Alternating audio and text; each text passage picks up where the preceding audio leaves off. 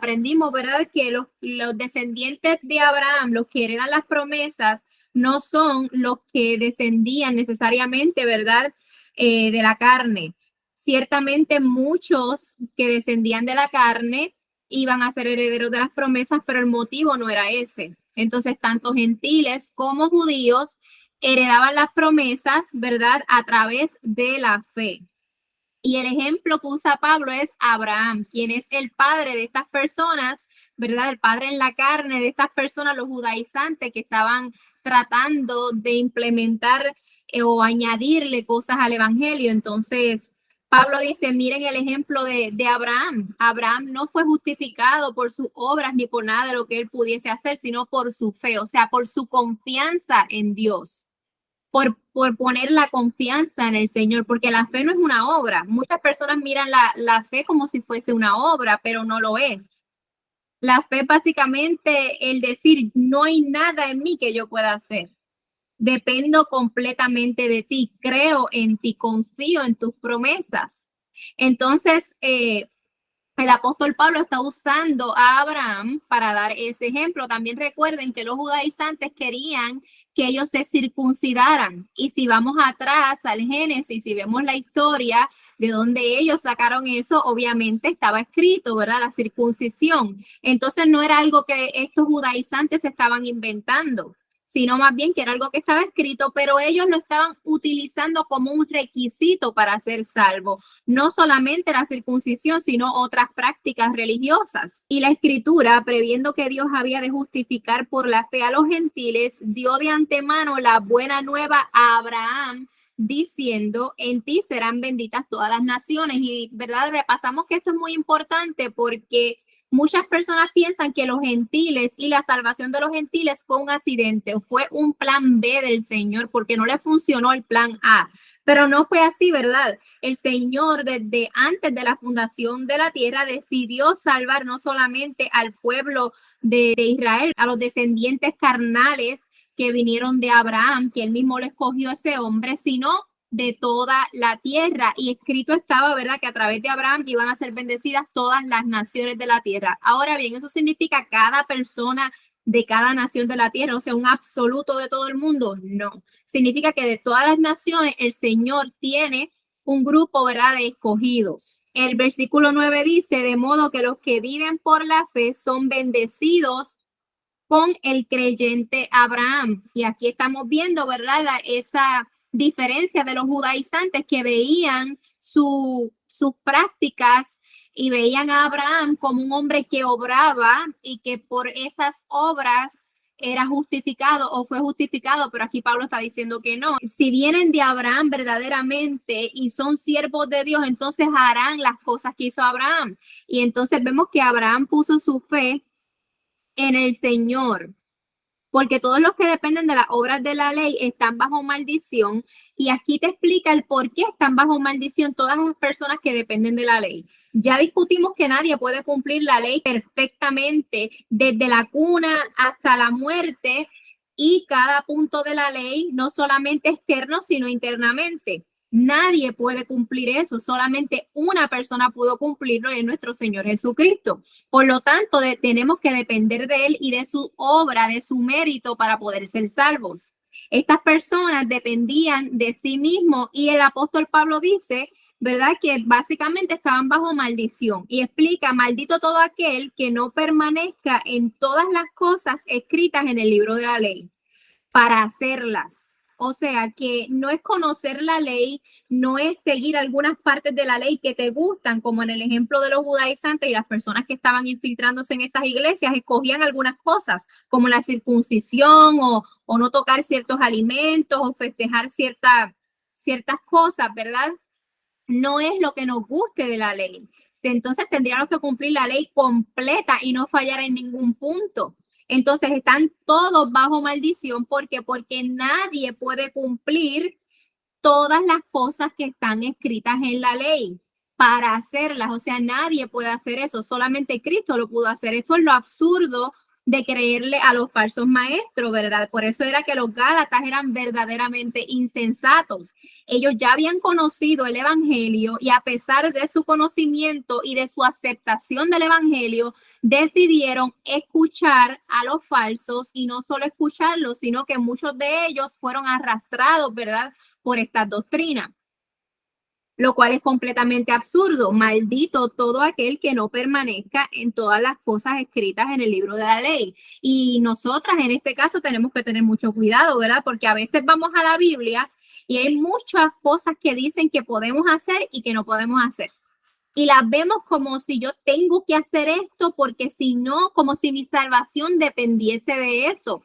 Y esa no es la forma de ver la ley, esa no es la forma de ver la palabra de Dios. No podemos ver las cosas como que nuestra salvación depende de eso. Y eso era lo que estaban haciendo en este caso, ¿verdad? Los judaizantes y todos los que habían escuchado sus enseñanzas. Y esto, como podemos ver, no era solamente en ese tiempo, sigue aconteciendo, ¿verdad? A través del tiempo, a través de la historia de la iglesia. Si estudiamos lo que es la historia de la iglesia, vamos a aprender de diferentes herejías que se introducieron a diferentes iglesias en diferentes áreas del mundo. ¿Por qué? Porque el falso maestro siempre está en busca de, ¿verdad?, de llevar una doctrina que contradiga la doctrina de Cristo. Porque así lo tenemos que ver, mis amadas hermanas. Esta no es la doctrina de Pablo, este no es el evangelio de Pablo, es el evangelio de Cristo. Yo conozco personas que dicen el evangelio de Pedro, el evangelio de Cristo, como si hubiese más de un evangelio. Existe solo un evangelio. Y lo vemos, ¿verdad? Que Pablo lo explica claramente. E inclusive el apóstol Pablo, ¿verdad? Tuvo un encontronazo con Pedro y le hizo frente a su hipocresía, pero antes de él dejar escrito eso que pasó, dijo, pero tenemos la misma doctrina. Estamos de acuerdo con todo. Fue esto que pasó. Entonces es muy importante entender que no es el evangelio de Pablo o el evangelio de Pedro, sino que es el evangelio de Cristo. ¿Y por qué de Cristo? Porque el evangelio es verdaderamente el evangelio de Cristo, independientemente de si es Pablo que está escribiendo la carta o era Pedro, o si nosotras somos las que estamos llevando el mensaje. Porque el evangelio es verdaderamente el evangelio de Cristo. Y era uno de los argumentos de Pablo. A mí el evangelio no me lo enseñó ningún hombre, ni provino de ningún hombre, sino que Dios mismo fue el que le dio el evangelio, ¿verdad? Esa noticia que él tiene que predicar. Pero algo que tenemos que tener también en consideración es por qué es de Cristo, porque es el único que pudo traernos las buenas nuevas, porque fue el único que pudo cumplir lo que nadie pudo cumplir. Entonces, no solamente, ¿verdad?, que él dio las reglas, por así decirlo, o dijo qué decir, sino que él fue quien cumplió lo que tú y yo no pudimos cumplir. Entonces, por eso es verdaderamente, ¿verdad?, el evangelio de Cristo. Y si vemos esto desde mucho antes, sabemos que esto no era nuevo, ni fue algo que se inventó Dios al pasar el tiempo, sino que desde antes de la fundación de todas las cosas, ya el Señor tenía un plan establecido. Dios Padre tenía el plan establecido. El Señor Jesucristo es quien viene a la tierra y lleva a cabo ese plan. Y el Espíritu Santo es quien aplica la salvación a las personas. Entonces vemos que el evangelio es de Dios, le pertenece a Dios, por lo tanto el evangelio no puede cambiar. ¿Por qué? Porque Dios no cambia de parecer, el Señor no se deja basar por los caprichos de los hombres, tampoco espera en el tiempo y dice, déjame esperar 10 años a lo que fulana, vamos a ver qué decisión ella va a tomar en su vida, a ver qué yo voy a hacer en la vida de esa persona. No, el Señor, por cuanto no cambia, tiene un solo plan y ese plan es para todas las personas. Solamente llegamos a la salvación a través de Jesucristo. No hay forma de que el ser humano pueda cambiar el plan que ya el Señor tenía de antemano, desde antes de la creación de las cosas. Entonces es muy importante entender que el Señor Jesucristo fue el único que pudo cumplir con esto que dice aquí, ¿verdad? Que todos estaban malditos porque nadie podía cumplir lo que estaba escrito, pero el Señor Jesucristo sí pudo hacerlo, hizo más que cumplir y lo vamos a ver en los versículos más adelante. En el versículo 11 dice, y que por la ley ninguno se justifica, para con Dios es evidente, porque aquí te está dando un motivo por el cual es evidente, o sea, que hay evidencia suficiente para entender que la ley no justifica o no salva o no posiciona al hombre en un estado de justicia, ¿verdad? Delante de Dios por sí misma, porque aquí dice el motivo, ¿verdad? El justo por la fe vivirá. Otra vez, nosotros hace unas semanas atrás tocamos ese punto, ¿verdad? De que lo dice en Habacuc. Entonces, aún Pablo está utilizando el Antiguo Testamento para sus argumentaciones, diciendo, esto no es nuevo. El Señor progresivamente le fue revelando a ustedes, pero ustedes no lo veían todavía. Ustedes todavía no entendían esto. Yo se los estoy explicando, pero estas cosas estaban ya escritas. No fue que el Señor se inventó cómo ser salvo el hombre, ¿verdad? Es que ya el Señor lo tenía establecido, era un decreto divino desde antes de la fundación de las cosas. El versículo 12, y la ley no procede de la fe, sino que dice, el que haga estas cosas vivirá por ellas. Y aquí él está haciendo un contraste entre la fe y la ley.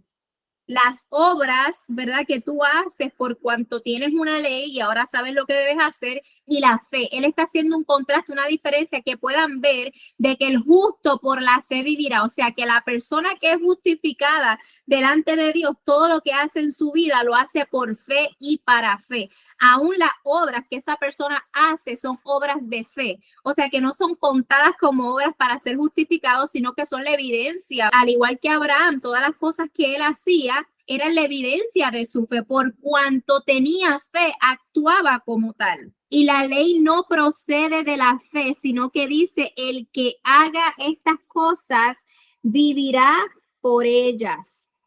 El que trata, ¿verdad?, de obrar para salvación es como tratar de ganarse el favor ante un Dios santo.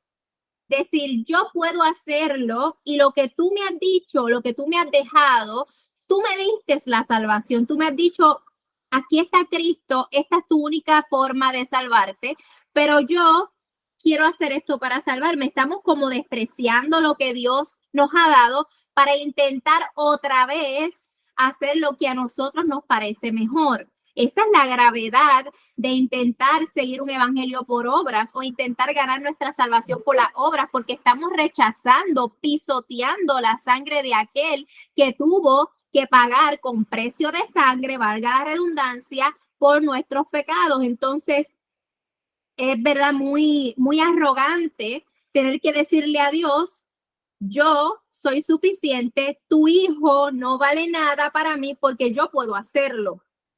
Yo puedo hacerlo. Yo no necesito confiar en la obra de Cristo porque yo puedo orar. Y eso es básicamente lo que dicen las personas, ¿verdad? Que no lo dicen quizás verbalmente, pero con sus acciones y con lo que predican, están mostrando una arrogancia, ¿verdad? De que dependen de sí mismos, de su religiosidad, de sus obras y están rechazando y despreciando la obra de Dios. ¿Ok? Porque el evangelio es una obra de Dios. Dios es santo, santo, santo. Y nuestras obras son sucias, sucias, sucias, pecaminosas, pecaminosas, pecaminosas. Son todo, ¿verdad? Menos santas. Así que no hay forma de que con mis obras yo pueda ganarme el favor de un Dios santo. Es como intentar comprar su favor.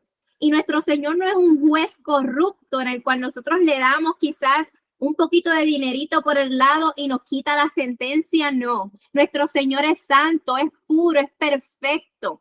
Entonces nosotras no podemos comprar la salvación con una obra imperfecta, con obras que son sucias, pecaminosas y que no son del agrado de Dios, son humanas, son terrenales, son carnales. Por eso es que el apóstol Pablo decía, pero comenzaron por fe y ahora quieren terminar por la carne, o sea, por sus obras, por lo que no es suficiente. Comenzaron con lo que es suficiente y ahora van a irse con lo insuficiente. Eso es básicamente lo que el apóstol Pablo les estaba diciendo a los Gálatas. Y mirar la ley es tener confianza en tus obras. O sea, mirar la ley como para salvación, es decir, yo confío en lo que yo puedo hacer, porque la ley dice no robaré, y yo lo robo, supuestamente, ¿verdad? Y la ley dice no matarás y pues yo no mato. Yo puedo hacer eso. Eso es lo que estás diciendo, ¿verdad? Cuando dependes de la ley. Es la confianza en tus obras humanas, en lo que el hombre puede hacer, mientras que la fe es todo lo contrario. La fe es la confianza en Dios y en lo que Cristo hizo por nosotros. Es decir, yo no puedo salvarme, yo no puedo cumplir esta ley, yo soy pecador. Y recuerden, ¿por quién vino el Señor Jesucristo? Por pecadores, por lo vil y menospreciado, por todos aquellos que se ven a sí mismos como sucios, como no dignos de estar delante del Señor. Él no vino a buscar a las personas que se creen que pueden ganarse el favor de Dios, no, porque ellos creen que lo pueden ganar. La fe es la confianza en Dios y lo que Cristo hizo por nosotros. Es decir, yo tengo una bancarrota espiritual, yo no puedo hacer nada, yo no puedo ganar tu favor porque tú eres muy santo, tú eres muy limpio y cuando yo miro la ley, yo veo tu santidad y veo cuán corrupta yo estoy, cuán contaminada yo estoy por el pecado. Es que yo no puedo depender de mí. Yo sería una persona insensata verdaderamente si dependo de mí. Entonces me toca depender del Señor. ¿Qué hacía Abraham? Dependía del Señor. Aún en sus altos y bajos, vemos que él cometió muchísimos errores porque recuerden, no era por obras. Y precisamente las personas que tienen fe van a caer muchas veces, porque son personas débiles, son personas que han reconocido que no pueden hacer nada. A veces vemos a estas personas que dependen de sus obras y decimos es que son perfectos. O sea, yo nunca le he visto a esa persona haciendo nada malo, supuestamente, porque no vemos el corazón de esa persona. Son personas que, ¿verdad? Que demuestran lo mejor de sí para el mundo.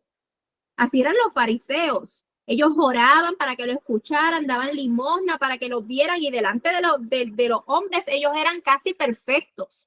Y muchos en este tiempo todavía viven así. Y uno dice, es que yo no puedo llenar los zapatos de esa mujer, porque mira qué perfecta ella camina, mira cómo ella habla, yo nunca la he visto en una falla. Pero no, ¿verdad? Las personas que dependemos de nuestro Señor Jesucristo decimos, somos pecadoras, nosotras fallamos y cuando fallamos no tenemos miedo en decir fallé, porque es que no es por obras, es por gracia. Precisamente porque fallo todo el tiempo que necesito a mi Señor todo el tiempo. Versículo 13. Cristo nos redimió de la maldición de la ley. Y aquí es que quiero que prestemos atención. Recuerden que les acabo de mencionar cuál era esa maldición. Versículos adelante que dice, maldito todo aquel que no permanezca en todas las cosas escritas en el libro de la ley. O sea, todos estaban bajo maldición prácticamente. Pero aquí dice que Cristo nos redimió de la maldición de la ley. O sea, que Él nos compró de vuelta. El verbo simple agorazo se emplea en una inscripción para la compra de esclavos en un testamento. O sea, nosotros éramos esclavos. Recuerden todo lo que hemos aprendido de la condición del hombre antes de Cristo y Él nos redimió, nos compró. Y aquí dice que Él nos redimió de la maldición de la ley. ¿Cuál era esa maldición de la ley? Nosotros no podíamos cumplirla, estábamos bajo maldición, le teníamos una deuda para con Dios. Porque todos esos pecados, nuestro pecado merecía el infierno, merecía un castigo, merecía la ira de Dios. ¿Y qué hizo Cristo? Él nos redimió de la maldición de la ley, habiéndose hecho maldición por nosotros. Aquí vemos que verdaderamente Cristo cargó nuestros pecados. La maldición de nosotros, Él la cargó, Él la llevó y Él pagó. Él nos redimió de esa maldición y se hizo a sí mismo maldición. El Señor Jesucristo, sin nunca haber pecado, Él viene a la tierra en forma de hombre, Él se encarna, eso ya es una humillación. Él tiene que vivir alrededor de pecadores, eso es una humillación. El Señor se humilla, pero no sé si ustedes se han fijado y si estudiamos un poquito de la ley, y vemos que, ¿verdad? El leproso, si tú lo tocas, te volvías inmundo y muchas otras cosas. Y el Señor tenía contacto con todas estas personas que eran inmundas para la ley. Y Él no se volvía inmundo. porque es que el pecado no tenía ningún tipo, ¿verdad? No había forma de que el pecado se le pegara a él, esa inmundicia, no había forma. Y vemos que habían personas que tenían contacto con el Señor, la mujer del flujo de sangre. Ella era una mujer inmunda, impura, y tocó el manto del Señor. ¿El Señor se volvió inmundo, impuro? No. El Señor perfecto, pero el Señor llegó a un punto, ¿verdad?, de que cargó y se hizo pecado. Él cargó los pecados, él los llevó como si él mismo fuese el que fornicó, el que adulteró, el que robó. Él no se volvió pecador, él se hizo maldición, él cargó la maldición. El Señor nos redime de la maldición de la ley a esos que dicen que estaban malditos porque no permanecieron en todas las cosas escritas en la ley. El Señor, que hizo, los redime, se hace maldición por ellos, o sea, como si él hubiese sido el que hubiese pecado. La ira de Dios cae en Cristo y dice, porque está escrito, otra vez Pablo citando las escrituras, maldito todo el que es colgado en un madero. Entonces el Señor no solamente se humilló encarnándose, que ya es una humillación como lo hablamos, cumplió la ley perfectamente porque él sí permaneció en todo, él cumplió toda la ley y él pagó como si no lo hubiese cumplido, para que nosotros, los que no cumplimos la ley, fuéramos justificados. Díganme si no es ser insensato aceptar cualquier otro evangelio, porque nos estamos poniendo en la posición de malditos, porque no podemos cumplir la ley. Entonces es un grave error mirar la ley como un grupo de reglas las que tenemos que cumplir para ser salvos, o peor aún, para mantener nuestra salvación. ¿Por qué peor aún? Porque eso es ser insensato, tú entender que no puedes salvarte a ti mismo y pretender que de alguna forma tú puedes mantenerte a salvo. O sea, aceptas que eres incapaz, pero a la misma vez lo niegas. Eso es ser insensato. Por eso es que los gálatas eran verdaderamente insensatos. Maldito todo aquel que es colgado en un madero. Él está citando ahí a Deuteronomio 21:23, para que en Cristo Jesús la bendición de Abraham alcanzase a los gentiles, a fin de que por medio de la fe recibiéramos la promesa del Espíritu. Otra vez, por medio de la fe, de la confianza en eso que hizo Cristo por nosotros, es que el hombre recibe las bendiciones, las promesas que recibe el Espíritu. No es por nada que el hombre pueda hacer. Por tanto, ahora entendemos por qué Pablo estaba tan enojado. Mientras más profundizamos en el tema, decimos, pero es que Pablo tenía toda la razón para estar enojado. Pero ¿cómo estas personas niegan el evangelio de esta forma? Porque no es decir yo no creo en Cristo o yo no voy a la iglesia, es negar la suficiencia de Cristo. ¿Qué hizo Cristo además de cumplir la ley por nosotros? ¿Qué hizo nuestro Señor Jesucristo? Cumplió la ley, hizo todo lo que, en todos los puntos que Israel falló, Cristo cumplió cada punto. Cada falla de Israel, él la cumplió. Pero no solamente de Israel. Cada falla de cada gentil, ¿verdad? Él la cumplió. ¿Y qué pasa cuando tú, verdad, entiendes eso? Tú dices, bueno, entonces yo soy justificada por esa obra que hizo Cristo. Se imputó, se hizo una doble imputación. Yo le entregué mis pecados porque él los llevó. Él se hizo pecado, ¿verdad? Él se hizo maldición. Y yo recibí su santidad, su justicia, todos los méritos de él. Todo lo que él hizo es como si yo lo hubiese hecho. Cuando el Padre me ve a mí, me ve como si yo no hubiese pecado. Y yo peco. Pero es que ve a Cristo en mí, porque yo estoy revestida del Señor, de su justicia. Entonces, si el Señor no hubiese cumplido la ley por nosotros, estuviéramos en grandes aprietos. Lo que el Señor hizo por nosotras no fue cualquier cosa.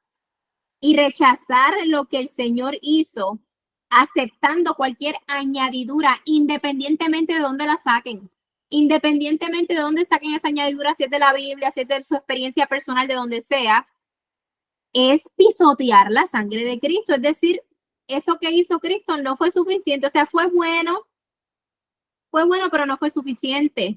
Es peligroso. Cristo clavó en la cruz toda nuestra deuda por nuestros pecados. ¿Cuánta deuda clavó el Señor en la cruz? Porque no era la ley, no fue la ley lo que él clavó, la deuda que nosotros teníamos por cuanto rompimos la ley. ¿Cuánta deuda el Señor pagó? Toda. Hay personas que dicen, pagó algunos pecados, estos sí, los de antes de mi conversión, ahora no. El Señor pagó todos tus pecados, aún pecados que tú todavía no sabes qué vas a hacer. Nuestro Señor tuvo que ser crucificado por el pecado. El pecado no es cualquier cosa. Él se hizo maldición en nuestro lugar porque no pudimos cumplir la ley. Por lo tanto, estábamos nosotros bajo maldición y Él ocupó nuestro lugar en la cruz. La promesa, mis amadas hermanas, es alcanzada por fe, porque si hubiese otra forma de ser salvos, Cristo no hubiese muerto en nuestro lugar, hubiese sido absurdo. Ahora, hay personas que piensan que la ley fue dada para de alguna forma salvarnos, pero como no funcionó, entonces tuvo que venir Cristo tampoco. La ley nunca, el propósito de la ley fue salvar al hombre, jamás. Y vamos a ver cómo Pablo lo explica. Pero hay personas también que erróneamente piensan eso, bueno, como nadie la pudo cumplir, pues entonces tuvo que venir Cristo. No, es que la ley, la función de la ley tampoco era salvar a nadie, no tenía ese poder. Como la única forma en que el hombre podía ser salvo era bajo la muerte de Cristo, entonces él se entregó por amor y se sacrificó por nosotros voluntariamente. A Cristo nadie lo obligó, a Cristo nadie le arrebató la vida. Él entregó su vida por nosotros y luego la tomó y resucitó. Sabemos, ¿verdad? Que tenemos el Espíritu Santo, que somos salvas, no por nada de lo que podemos hacer, ni de lo que hicimos, ni de lo que Dios vio que íbamos a hacer, porque todo lo que Dios vio en nosotros fue inmundicia y pecado. No había nada bueno en mí para que el Señor me pudiera a mí escoger, nada de eso. No hay nada bueno en el hombre. Cuando Dios salva, lo hace por el puro afecto de su voluntad, porque así le place, porque es bueno, porque tuvo misericordia y Él tiene misericordia de quien Él quiere tener misericordia, porque Él es Dios. Así como yo le doy $20 ahora a quien yo se los quiera dar, porque son mis $20. Y nadie puede decir, ay, tú no le diste a la otra y a esta si era injusta. No, eran mis $20 y se los doy a quien yo quiera. Y soy humana y nadie me puede cuestionar eso. Entonces, ¿por qué cuestionamos a Dios a veces, verdad? Versículo 15. Hermanos, hablo en términos humanos. Un pacto, aunque sea de hombre, una vez ratificado, nadie lo invalida ni le añade. Porque un pacto, básicamente, si nadie le puede añadir, lo que está diciendo es intocable, nadie lo puede tocar, nadie lo puede alterar, nadie le puede hacer una enmienda. Hoy día, ¿verdad? Las leyes hacen muchas enmiendas porque son leyes de hombre y son leyes que fallan y tienen que mirar y observar a ver cómo la ley va funcionando y cómo las personas se ajustan a la ley y cómo las personas reaccionan, cómo afecta eso a la comunidad. ¿Y qué hacen con esas leyes? Las enmiendan, las tocan, las cambian, le añaden, le quitan. A veces completamente la borran y tienen que hacer una nueva. Pero un pacto, ¿verdad? Dice la palabra, aún, ¿verdad? En términos humanos, aunque sea de hombre, una vez ratificado, nadie lo invalida ni le añade. Si hacemos un contrato, por ejemplo, y yo firmé y la otra persona firmó, ya yo firmé. Ya yo estoy de acuerdo con esos términos, hablando en términos de hombre. Entonces, decir que el pacto que el Señor hizo con Abraham, por ejemplo, o que el pacto que el Señor hizo, ¿verdad? Se le puede añadir la ley que vino, ¿verdad? Mucho tiempo después de que ese pacto se le dio a Abraham, es comparar a Dios, ponerlo más bajo que un hombre, porque ni un hombre hace eso. Ni un hombre puede, ¿verdad? Añadirle, el hombre no puede añadirle nada. A la vez que firmó ahí, ya estoy de acuerdo con los términos del contrato. Lo que está ahí nadie lo puede cambiar. Y eso es un hombre. Entonces, decir que Dios, ¿verdad? Hizo las promesas a Abraham por la fe y los que tuvieran fe y luego añade la ley a ese pacto, es poner a Dios más abajo que los mismos hombres. Es menospreciarlo y ponerlo a un nivel, ¿verdad? Que ni los hombres hacen eso. Los pactos del Señor son eternos, tanto en el cielo como en la tierra. porque Dios es eterno. O sea, Dios no hace pacto, ay, mira, ¿sabes qué voy a hacer? Hice ese pacto con Abraham, pero ya cambié de opinión porque es que estas personas me han salido, han estado bien difíciles. Es más, no quieren aceptar el evangelio y vamos a cambiarlo, bendito, para dejarnos llevar por lo que ellos quieren. El Señor no actúa así. O sea, el Señor no se deja llevar por las emociones del hombre. El Señor no cambia. Entonces, el pacto, ¿verdad? Es eterno. Y si los hombres, cuando hacen pacto entre ellos, son obligados a cumplir sus promesas, mucho más Dios, ¿verdad? Porque Dios está por encima del hombre. La palabra de Dios es perfecta, la palabra de Dios no tiene contradicción, no hay variación, no hay arrepentimiento en el Señor. Por lo tanto, si Dios dice, ¿verdad?, que es por gracia, que es por fe, que es gratuito y lo tenemos que creer porque Dios así lo estipuló. Tenemos que entender también que Dios, ¿verdad?, no lo hace por obligación, sino por su voluntad, que siempre es buena y representa sus atributos. Los pactos terrenales, una vez firmados, nadie los puede añadir. Entonces, ¿qué nos hace pensar a nosotros que le podemos añadir requisitos de hombres a lo que Dios prometió? O que le podemos añadir, peor aún, utilizando su palabra, requisitos a la salvación, sacándola de contexto y diciendo, ahora tengo que hacer esto. ¿Quién nos dio esa autoridad a nosotros? Nadie. Vemos como el hombre siempre intenta, ¿verdad?, tergiversar las cosas del Señor. El ser humano muchas veces, ¿verdad?, hace trampas y escribe en un texto, ¿verdad?, como le dije ahorita, pequeñito, para que la otra parte no pueda ver ciertas cositas que no le convienen en ese contrato. Las cositas, las letras pequeñas que te dicen, lee esas letras pequeñas, que ahí hay una sorpresa muchas veces. El ser humano es así. Hay unas letras pequeñitas a veces en el contrato que tienes que tener mucho cuidado. Pero Dios no hace esas cosas. Dios, ¿verdad?, dijo que es por gracias a través de Cristo y ya. El Señor no tiene letras pequeñas. El Señor no tiene unas letras pequeñitas por ahí diciendo, no, pero ten cuidado que si no haces aquello te perdiste, o si no le añades aquello, nada de eso, son inventos de los hombres. No, pero que aquí dice, no, el Señor dice, a fin de que por medio de la fe recibiésemos la promesa del Espíritu, por medio de la fe. Eso es lo que Él dice. Entonces, los que quieren añadir a recibir la promesa del Espíritu, la oración, están equivocados. Los que quieren añadirle el ayuno, se equivocaron también. Los que quieren añadir ir a la iglesia para recibir el Espíritu, también se equivocaron. Por no decir que están predicando herejía. Están equivocados. Eso no es lo que dice ahí. Ahí dice que es por la fe. No es por las obras, no es por mi religiosidad, no es porque yo soy más buena que la vecina, nada de eso.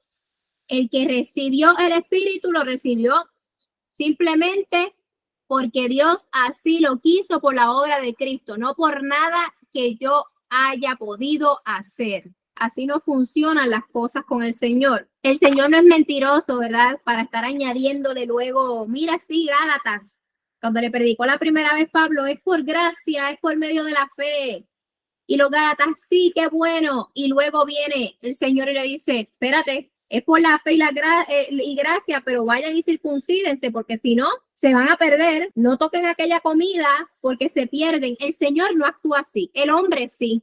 Entonces, cuando vemos todas estas cosas, son cosas de hombres, mis amadas hermanas, que se han infiltrado y han querido añadirle a lo que nadie le puede añadir. Ni un ángel del cielo, recuerda lo que dijo Pablo, ni los mismos apóstoles, o sea, ningún ser espiritual ni terrenal puede añadirle nada a lo que ya Dios estableció. Ni Dios mismo añade nada, porque Él no cambia. Entonces, si ni Dios mismo añade nada a su palabra, a lo que Él ya estableció, ¿por qué el hombre se siente, verdad, con el poder o la autoridad de añadirle al evangelio? Y ahí vemos la perversión del ser humano y la necesidad de un salvador. Otra vez, nos demuestran que necesitan la gracia.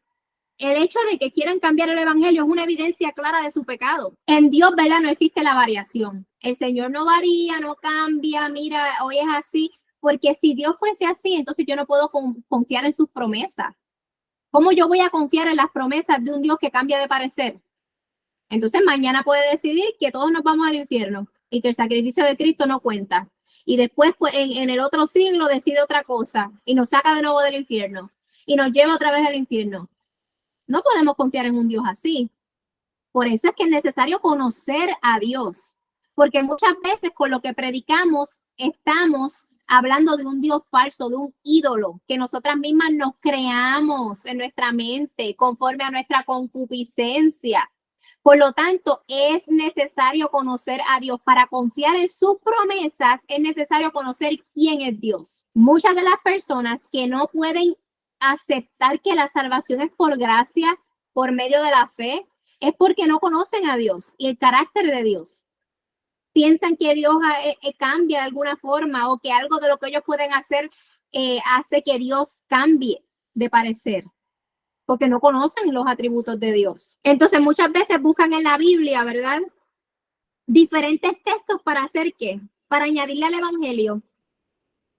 El falso maestro no busca en, no sé, en un libro de ciencia y en un libro de psicología, algo que añadir. No, en la misma Biblia buscan un texto fuera de contexto y dicen, mira, esto también tienes que cumplirlo, te toca hacer esto. Mira, aquí lo dice en el versículo tal, del capítulo tal, del libro tal. Entonces, otra vez, cuidado, si no conocemos el evangelio, nos van a engañar con la propia Biblia. Pero otra vez, ¿qué están demostrando con eso, mis amadas hermanas? Que no son regenerados, que todavía siguen muertos en sus delitos y pecados, todavía no han entendido el evangelio, todavía se intentan de alguna forma justificar. Ellos no están demostrando que son más santos, están demostrando cuán corrompidos están. Y a veces el error de dejarnos llevar por las apariencias de estos hombres y decimos, bueno, pero es que ellos se ven muy santos. Ellos hacen muchas cosas que son buenas. Mira cuánto oran esas personas, cuánto ayunan, van a la iglesia, están todos los días en la iglesia, ni yo voy tanto a la iglesia. Ellos tienen que tener la verdad.